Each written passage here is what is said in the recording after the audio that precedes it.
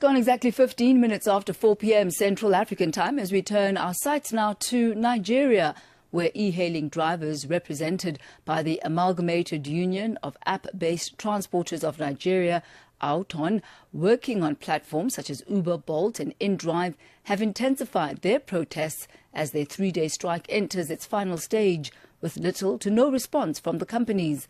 The drivers say they are now prepared to escalate action by picketing company offices if their demands are not addressed.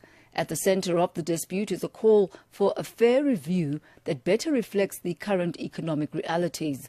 For more on this, we're joined on the line by Ayoade Ibrahim, the president of Africa Platform Workers Representative, APWR, and the co-founder of the Amalgamated Union of App-Based Transporters of Nigeria. A very good afternoon to you, Mr. Ibrahim. Good to have you with us on Africa in Business. Could we maybe start with an understanding of you giving us an overview of just some of the demands that you've put forward to the e-hailing companies such as Bolt, Uber and inDrive? Thank you so much, presenter.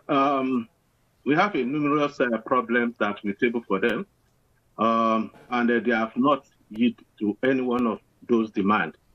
Demand we bring on board is because of the active economy here in Nigeria.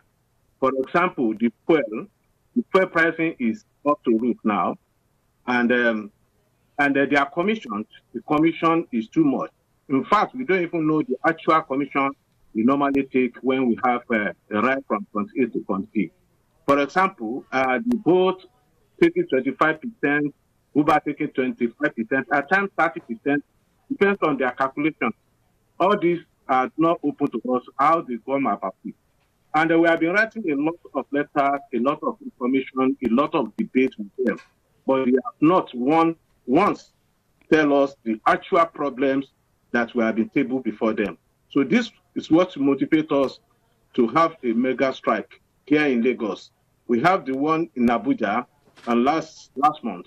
This one is Lagos. And Lagos and Ogun State, we call it mega strike. So these are the warning strike we are trying to give to call them orders so that they can be able to listen to us and hear us. Because the way things is going on, the business is not well for every one of us. Talking about the car part, talking about how to even buy a car. You must have a good car before you can operate in their platform. And they even change their time and condition every day. You don't even know what they will bring tomorrow. You don't even know what they are doing now. So these are the things that we are trying to tell them, that is open up the floor, put this business in the table, let everybody understand this so that it can be a win-win for every one of us. And they always blackmail us. When we're talking about price review, providing of rider, they will always blackmail us that we want us to, our customer, or get more money from them or to pay more money because of all these things, which is not correct, because these are the sympathy they have with the customers. Nobody wants to pay higher price. So what we are trying to say is that they should come down with their commissions, come down to their commission to 10% so that the driver can go home with a lot of money in their pocket and they can take care of other expenses, around their operations. Right. These are the things we are trying to tell them. So, Mr. Ayoade, have you received any sort of response to your demands from any of the three e-hailing companies? No, as at now, there's none. They did not listen to us. They don't even reply us. They don't, talk to us. They call us independent contractors. But here in Nigeria, we have a union registered that take care of all these collective bargaining. They never recognize that union for one day. They never call us for table for one day. And it's very wrong of them because Nigerian law is very clear about how to relate with a registered union, especially a multinational company or corporation that's come from another country. But they have never respected our law. They have never respected the Constitution of Nigeria concerned to the labor law. These are the way they operate. And how widely supported is the strike amongst drivers across Nigeria? Yes, you've mentioned that this one is currently in Ogun State as well as Lagos, and that last month you were in Abuja. But how many drivers are actually part of the strike, and what type of impact has this had on both yourselves as drivers and on the commuters? Yeah, we have a majority of people join us.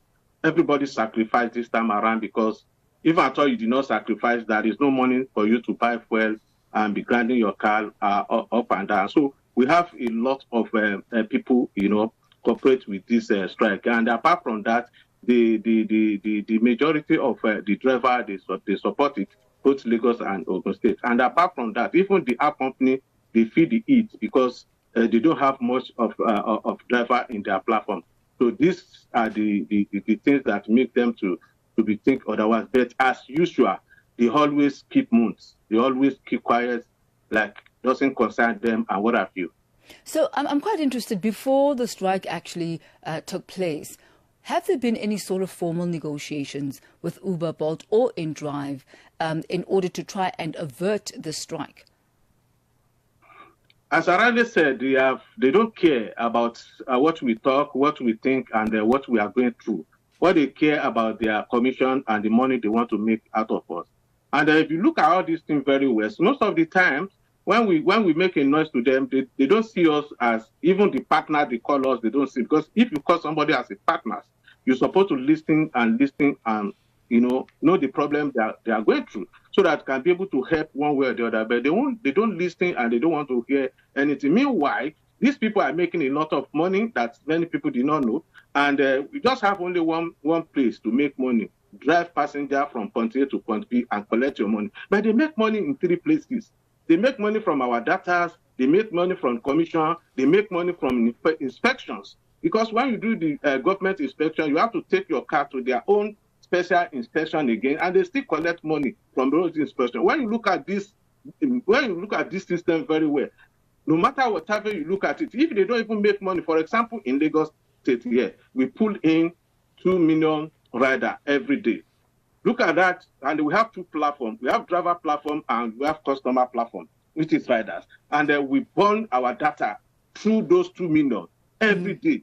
So Mr. I'm sure it really does amount to quite a lot, but we're going to have to leave it at that for this afternoon. Mr. Ibrahim, thank you so much for keeping us up to date on the strike. Do you have an end date? When is this going to end? Yes, I've already ended yesterday, but we want to start picketing if we do not see any results from them. All right. Thank you so much, sir. Much appreciated. That was Mr. Ayoade Ibrahim. He's the president of Africa Platform Workers Representative, which is APWR, as well as the co-founder of Amalgamated Union of App-Based Transporters of Nigeria. We'll continue looking at this Nigeria, situation as far as the, Uber, Bolt and inDrive drivers are concerned, perhaps from different perspectives as well, a little bit later on this afternoon. It's 23 minutes after 4. Parlez-vous couramment